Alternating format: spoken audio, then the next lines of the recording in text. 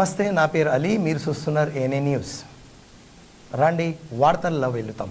మన రాష్ట్ర ముఖ్యమంత్రి వర్యులు యనుమల రేవంత్ రెడ్డి గారి సహకారంతో మరియు మహబూబ్ నగర్ శాసనసభ్యులు ఎల్లం శ్రీనివాస్ రెడ్డి గారి కృషితో ఈ 830 కోట్లు దాదాపు మహబూబ్ నగర్ పట్టణానికి రావడం జరిగింది. కాబట్టి ఈ వచ్చినటువంటి 830 కోట్లకు గాను రేపు కాంగ్రెస్ పార్టీ తరఫున మహబూబ్ నగర్ పట్టణంలోని 49 వార్డులకు సంబంధించినటువంటి కాంగ్రెస్ పార్టీ నాయకులు, కార్యకర్తలు పెద్ద ఎత్తున రేపు బైక్ ర్యాలీ ఉదయం 10:30 గంటలకు ఎమ్మెల్యే క్యాంప్ ఆఫీస్ నుంచి ప్రారంభించి పద్మావతి కాలనీ మరియు క్లాక్ టవర్ వరకు వచ్చి ఎండ్ అయ్యి వచ్చినటువంటి నిధుల మీద మనం అందరం కూడా క్లాక్ టవర్ దగ్గర ఒక దగ్గరికి జమ అయ్యి అందరం ఈ సమావేశాన్ని నిర్వహించుకొని ఈ కృతజ్ఞత ర్యాలీని విజయవంతం చేయాల్సిందిగా ప్రతి కాంగ్రెస్ పార్టీ కార్యకర్తకు, నాయకులకు అందరికీ నేను జిల్లా కాంగ్రెస్ పార్టీ తరఫున పిలుపునిస్తాను.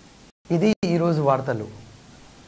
మరిన్ని వార్తల కోసం చూస్తుండండి ఏఎన్ఏ న్యూస్.